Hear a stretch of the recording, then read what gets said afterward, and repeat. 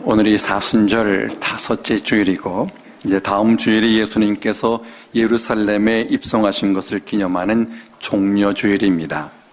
종려주일이 지나면은 예수님의 마지막 한 주간을 기념하는 고난주간이 시작이 되고 바로 그 다음 주일에 부활주일을 맞게 됩니다. 사순절이 점점 더 깊어가고 있습니다. 그래서 지난 주일에 빌립보서 2장의 말씀을 가지고 왜 고난당하셨나라는 제목으로 말씀을 나누었습니다.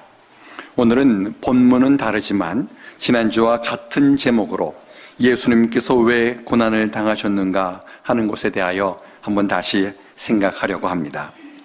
예수님께서는 당시의 종교 지도자들인 대제사장들을 비롯한 서기관들과 장로들에 의해서 고난을 당하셨습니다. 예수님께서 공생애를 시작하셨을 때에는 저들이 예수님에 대해서 별로 신경을 쓰지를 않았습니다. 그러다가 사람들이 예수님의 능력에 매료되고 예수님을 따르고 예수님을 메시아로 여기자 저들은 예수님을 경계하기 시작했습니다. 그러다가 저들은 예수님의 사역을 통해서 예수님이 메시아이신 것이 드러나게 되자 예수님께서 하신 일을 왜곡시키고 또 급기야 예수님을 죽일 생각을 하게 되었습니다. 요한복음 11장에 보면은 예수님께서 나사로를 살리신 기사가 나옵니다. 예수님께서 이전에 나인성 과부의 아들을 살리신 적도 있고 회당장 야이로의 딸을 살리신 적도 있습니다. 그러나 그때는 예수님께서 그 살리신 일이 드러나지 않게 하시려고 제자들을 단속시키셨습니다. 그러나 예수님께서 나사로를 살리셨을 때에는 이전과는 달리 자신이 누구인가를 드러내기라도 하듯 많은 사람들 앞에서 나사로를 살리셨습니다. 나사로의 집에는 그의 가족을 위로하기 위해 많은 사람들이 모여 있었고 예수님께서는 저들이 다 듣도록 나는 부활이요 생명이니 나를 믿는 자는 죽어도 살겠고 무릇 살아서 나를 믿는 자는 영원히 죽지 아니하리니 이것을 내가 믿느냐라고 마르다에게 물으셨습니다. 그리고는 나사로의 무덤으로 가서 사람들이 다 보는 앞에서 죽은 나사로를 향하여 나사로야 나오라라고 외치셨습니다. 그리고 나사로가 배로 동인체로 나오자 풀어서 놓아 다니게 하라 하셨습니다. 예수님께서 공개적으로 나사로를 살리셨을 뿐만 아니라 살아난 나사로를 돌아다니게 하여서 예수님께서 나사로를 살리신 것이 알려지는 것을 막지를 않으신 것입니다. 그러자 대제사장들을 비롯한 공의원들은 당황했습니다. 예수님께서 죽은 자를 살린 것은 예수님이 하나님께서 보내신 메시아라는 증거인 것을 저들이 알기 때문입니다. 저들은 만일 그대로 두면 모든 사람이 예수님을 믿게 될 것이고 그렇게 되면 예수님이 메시아가 아니라고 주장해온 자신들의 입장이 난처해질 것이라고 생각한 것입니다. 뿐만 아니라 저들은 메시아를 정치적 왕으로 생각했기 때문에 사람들이 예수님을 유대인의 왕으로 옹립하게 된다면 로마 제국이 이것을 로마에 대한 항거로 생각하여 이스라엘을 완전히 멸망시킬 것이라고 생각을 했습니다. 자신들이 로마의 보호 아래 지금 권력을 누리고 있는데 로마의 미움을 사게 되면 나라가 위태로워지고 자신들이 누리고 있는 기득권도 잃게 될 것이라고 생각한 것입니다. 그래서 저들은 이 문제를 해결하기 위해 고민하고 의논하다가 예수를 죽이기로 하였고 그날부터 예수를 죽일 방법을 찾기 시작했습니다.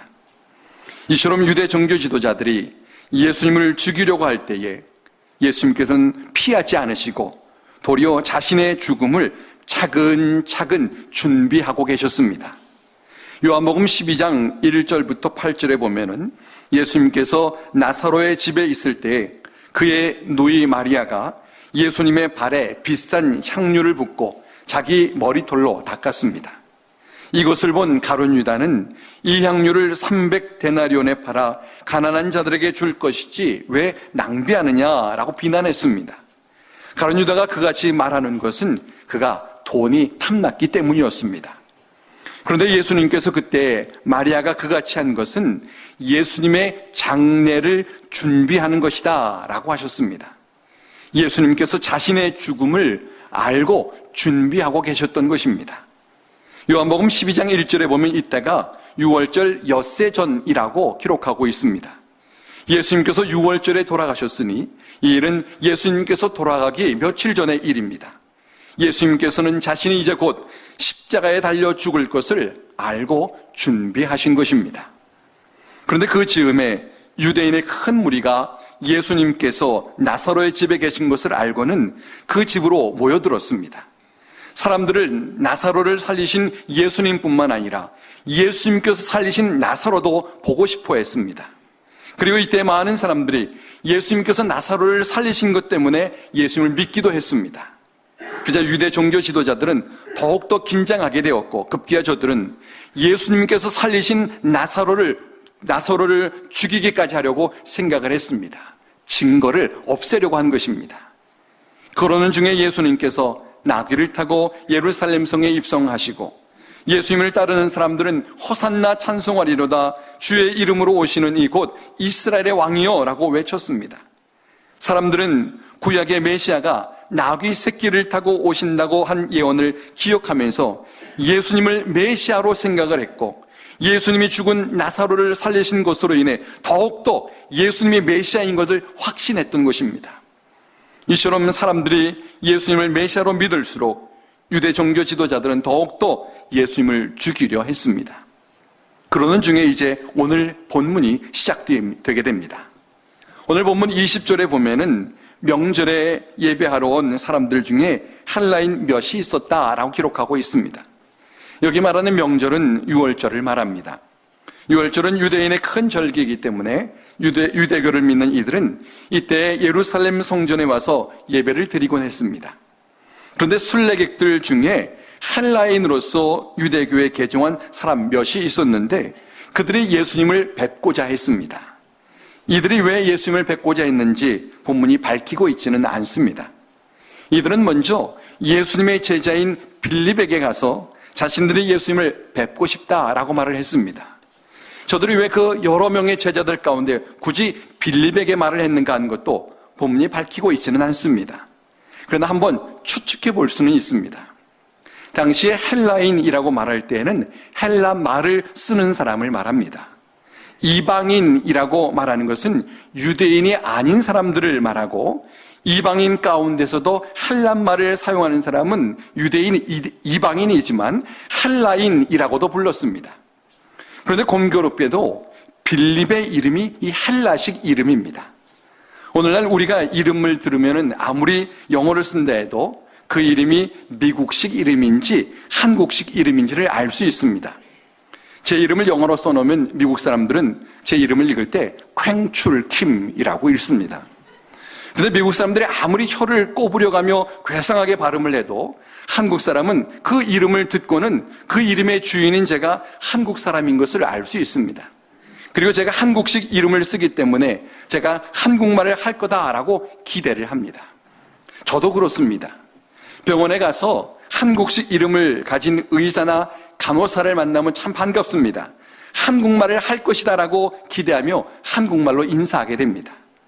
관공서에 가서 한국식 이름을 가진 사람을 만나면 그가 한국말을 할 것을 기대하고 속 시원하게 그에게 듣고 싶은 것을 듣고 또 내가 하고 싶은 말을 할 수 있을 것이다 라고 생각하며 반가워합니다. 예수님 당시에도 헬라식 이름을 쓰는 사람은 헬란말을 할 것이다 라고 기대했을 것입니다. 그러니 헬란말이 편한 이 헬라인들이 헬라식 이름을 가진 빌립에게 가서 예수님을 좀 만나게 해달라라고 부탁했을 것이라는 겁니다. 어찌되었든 저들은 빌립에게 이것을 부탁했고, 빌립은 그것을 안드레와 상의한 후에 빌립과 안드레가 예수님께 가서 헬라인들이 예수님을 뵙기를 청한다고 여쭈었습니다. 그런데 본문에는 그 헬라인들이 예수님을 만났는가 만나지 못했는가 하는 것을 밝히고 있지 않습니다. 20절과 34절에 무리라고 하는 말이 나오기는 하지만 이 말이 그 헬라인들을 말하는 것인지도 알 수 없습니다.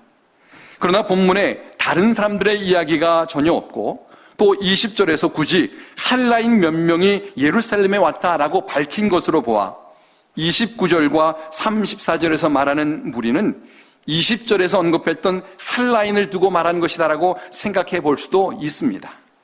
그런 가정 속에서 본문을 한번 생각해 보려고 합니다. 본시 헬라인들은 지식을 구하고 지혜에 대하여 토론하는 것을 좋아하는 사람들입니다. 어쩌면 저들이 예수님께서 고난받아 죽으려 하신다는 것을 누군가로부터 들었는지도 모릅니다. 예수님께서 자신이 고난을 받아 죽는다는 것을 이전에 여러 번 말씀하셨기 때문에 그럴 수도 있습니다. 성서학자인 버나드는 예수님께 온 이 헬라인들은 예수님이 그대로 가다가는 유대인들에게 죽임을 당할 것 같은데 예수님처럼 훌륭한 분이 죽임 당하는 것이 안타까워 예수님을 말리려 한 것 같다라고 했습니다. 보면 23절로부터 28절에 예수님께서 자신이 십자가에 죽어야만 하는 이유를 밝히신 것을 보면 버나드의 추측에도 일리가 있는 듯 여겨집니다. 헬라인들은 예수께서 죽음의 길을 가시려는 것을 도무지 이해할 수가 없었을 것입니다. 저들은 십자가의 도가 너무나 미련한 것이라고 생각했을 겁니다. 그런데도 예수님이 그 길을 가려는 것이 이해가 되지 않는 겁니다. 저들은 예수님이 도대체 무엇을 위해 그 길을 가려 하는가, 누구도 알아주지 않고 그 저주스러운 십자가의 길을 왜 가려 하는가 궁금했을 것입니다. 본문에는 저들이 예수님을 만났다면 어떤 질문을 했을까 하는 것도 나오지가 않습니다. 그러나 예수님께서는 자신이 고난을 당하는 것이 어떤 의미가 있는지, 또 그것이 누구에게 유익한 것인지를 말씀하십니다. 예수님께서 이것을 말씀하시는 것을 제자들이 들었을 것입니다. 예수님께서는 제자들이 예수님께서 왜 고난을 당하시려 하는가를 알기를 원하신 것입니다. 하나님께서 사도 요한으로 하여금 이것을 기록하게 하시고 또 우리로 읽게 하시는 것은 성경을 읽는 모든 사람들이 예수님께서 왜 고난당하셨는가 하는 것을 알기를 원하신다는 것입니다. 그렇다면 예수님께서 왜 고난을 당하셨을까요? 예수님께서는 이것을 설명하기 위해 한 알의 밀이 땅에 떨어져 죽어 많은 열매를 맺는 것을 비유로 두셨습니다. 24절에 예수님이 이렇게 말씀을 하십니다. 내가 진실로 진실로 너희에게 이르노니 한 알의 밀이 땅에 떨어져 죽지 아니하면 한 알 그대로 있고 죽으면 많은 열매를 맺느니라. 예수님께서 자연의 이치를 통해서 구원의 도를 설명하셨습니다. 구원의 도를 비유로 설명하는 데 있어서 이것보다 더 자연스럽고 합당한 비유가 있을까 싶을 정도로 예수님께서 너무나 적절한 비유를 하셨습니다. 예수님께서 이 같은 비유를 드시는 것은 구원의 도가 이해하지 못할 일이 아니라는 겁니다. 자연의 이치를 생각해 보면 얼마든지 이해할 수 있는 일인 것을 말하고 계시는 것입니다. 하늘의 밀이 땅에 심겨졌을 때 거기서 싹이 나오는 것을 보면 참 놀라운 신비입니다. 그 싹이 자라서 줄기를 만들고 거기에 알갱이들이 맺히고 그것이 연그러 많은 밀이 달리는 것을 보면 하나님의 창조의 섭리가 정말 놀랍다고 말할 수밖에 없습니다. 그러나 이렇게 신비스러운 일이지만 농부는 한 알의 밀이 땅에 심겨지면 싹이 나오고 줄기가 자라고 열매가 맺는 것을 의심하지 않습니다. 왜냐하면 이것이 하나님께서 만드신 자연의 질서이기 때문입니다. 농부가 이것을 알기에 농사를 짓습니다. 예수님께서 고난을 당하시는 이유도 마찬가지입니다. 예수님께서는 자신이 십자가에 달려 죽으면 죄인들을 살릴 수 있다는 것을 알고 계셨습니다. 그것이 하나님께서 죄인을 구원하시기 위해 정하신 길이고 하나님의 뜻인 것을 아신 것입니다. 그래서 예수님께서 세상에 오셨고 유대인들이 예수님을 죽이려 하는데도 피하지를 않으셨고 가룟 유다가 예수님을 배신하는데도 막지를 않으셨습니다. 예수님께서는 자신이 나사로를 살린 것이 소문이 나고 또 자신이 나귀 새끼를 타고 예루살렘에 입성할 때 사람들이 호산나를 외치고 자신이 성전에서 장사하는 자들을 내어 쫓으면은 유대 종교 지도자들이 자신을 더 죽이려 할 것을 아시면서도 오히려 저들을 부추기기라도 하시듯 그 일을 하셨습니다. 마치 자신이 자진해서 죽음의 길을 가듯 하신 것입니다. 헬라인들은 이런 예수님을 이해할 수가 없었던 겁니다. 그러나 예수님께서는 자신이 십자가에 달려 죽으면 죄인들을 구원할 수 있다는 것을 아셨습니다. 자신이 죽지 않으면 죄인을 구원할 수 없음을 아신 것입니다. 그래서 하늘의 밀이 땅에 떨어 죽으면 많은 열매를 맺지만 죽지 않으면 그대로 있는다라고 하셨습니다. 하늘의 밀이 되어 많은 열매를 맺듯이 자신이 죽어 죄인들을 살리려 하신 것입니다. 그래서 예수님께서 32절에 내가 땅에서 들리면 모든 사람을 내게로 이끌리라 하셨습니다. 여기 들린다라는 것은 십자가에 달려 땅에서 들리는 것을 말합니다. 그래서 33절에 이렇게 말씀하심은 자기가 어떠한 죽음으로 죽을 것을 보이심이다 라고 했습니다. 당시에 죄인을 처형하는 방법은 여러 가지가 있었습니다. 세례 요한이 죽임을 당한 것과 같이 참수형도 있고, 예수님께서 언급하신 연자맷돌을 목에 달고 바다에 빠뜨리는 처형도 있었고, 스데반이 순교한 것과 같이 돌로 쳐서 죽이는 처형도 있었습니다. 그러나 예수님께서는 자신이 하늘의 미랄처럼 죽되 십자가에 달려서 죽을 것을 아셨습니다. 그래서 내가 땅에서 들리리라 하신 것입니다. 요한복음 3장 14절과 15절에 보면은 예수님께서 이렇게 말씀하신 것이 나옵니다. 모세가 광야에서 뱀을 든 것 같이 인자도 들려야 하리니 이는 그를 믿는 자마다 영생을 얻게 하려 하심이니라. 모세가 광야에서 뱀을 든 사건은 민수기 21장에 나오는 이야기입니다. 이스라엘 백성들이 광야길을 가는데 에돔 땅으로 인해서 갈 길이 막히자 우회할 수밖에 없었습니다. 근데 그 길이 무척 힘든 길이었습니다. 그래서 이스라엘 백성들이 하나님과 모세를 원망하기 시작했습니다. 어찌하여 우리를 애굽에서 인도에 내어 이 광야에서 죽게 하느냐? 이곳에는 먹을 것도 없고 물도 없다. 만나와 메추라기 같은 하찮은 음식은 더 이상 질려서 못 먹겠다라며 원망과 불평을 쏟아놓았습니다. 그러자 하나님께서 진노하셔서 불뱀을 보내 저들을 물게 하셨고, 그로 인해 많은 사람들이 죽임을 당했습니다. 그러자 백성들이 모세에게 말하기를 우리가 당신과 하나님께 범죄하였으니 하나님께 기도하여 이 뱀들을 좀 떠나가게 하소서라고 했습니다. 그래서 모세가 하나님께 기도했고, 하나님께서 놋으로 뱀 모양을 만들어 장대에 매달아 뱀에 물린 자마다 그것을 바라보면 살게 하겠다 하셨습니다. 모세는 놋뱀을 만들어 장대에 달았고, 하나님의 말씀대로 놋뱀을 바라본 자들마다 다 살았습니다. 예수님께서는 이 사건을 말씀하시면서 자신이 그와 같이 십자가에 달리고 십자가에 달린 예수님을 믿는 자마다 영생을 얻는다라고 하신 것입니다. 그러니까 광야에서 놋뱀을 달아 올린 사건은 예수님께서 십자가에 달려 죄인을 구원하실 것에 대한 예표적 사건인 것입니다.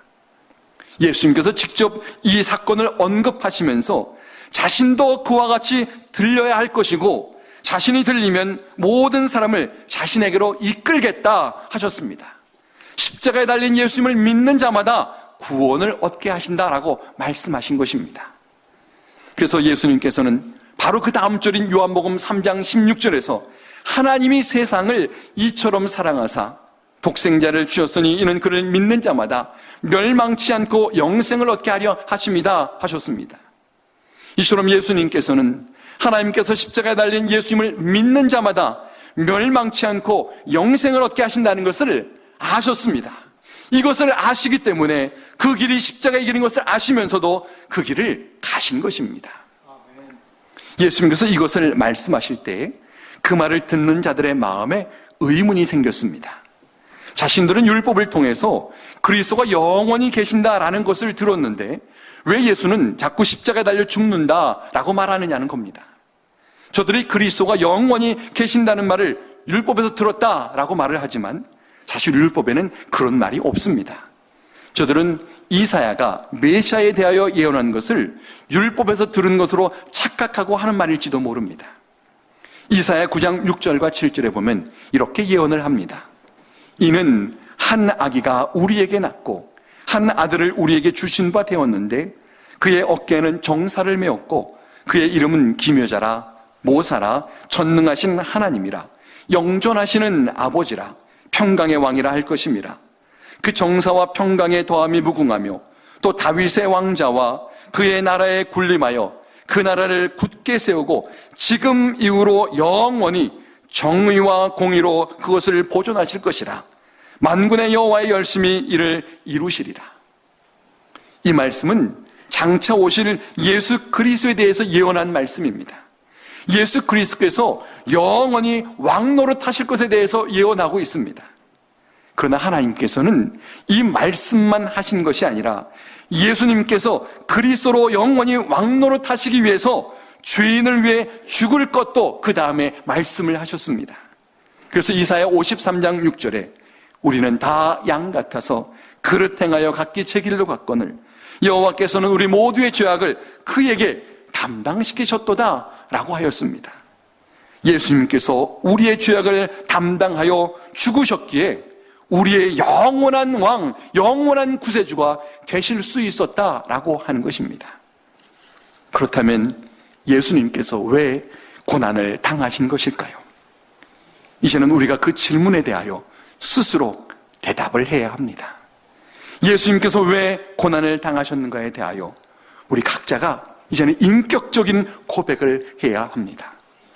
예수님께서 나를 살리기 위하여 고난을 받으셨다라고 고백할 수 있어야 합니다.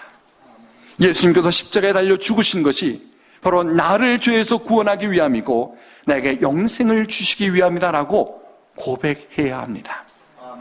오늘 우리가 이 고백으로 성찬에 임하기를 바랍니다. 성찬은 예수님의 죽으심이 나를 위한 죽음인 것을 고백하는 것입니다. 예수님께서 나의 죄를 사하시기 위해서 피를 흘리시고 살이 찢기신 것을 고백하며 그 은혜에 감사하는 것이 바로 성찬입니다.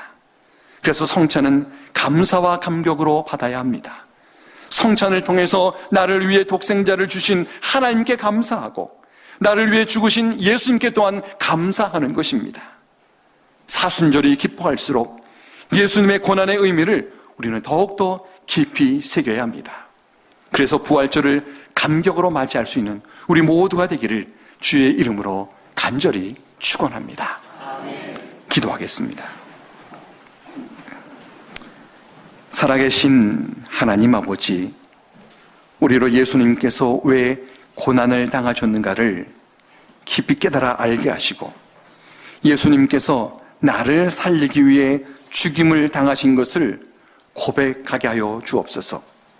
우리가 예수님의 고난을 깊이 묵상하면서 나를 위해 고난당하신 예수님의 은혜에 감사하며 감격하게 하시고 예수님의 보혈의 은혜를 또한 찬송하게 하시고 그래서 우리를 위한 예수님의 고난이 결코 헛되지 않도록 구원의 은혜를 받은 자의 합당한 삶을 살게 하옵소서. 예수님의 이름으로 간절히 기도하옵나이다. 아멘.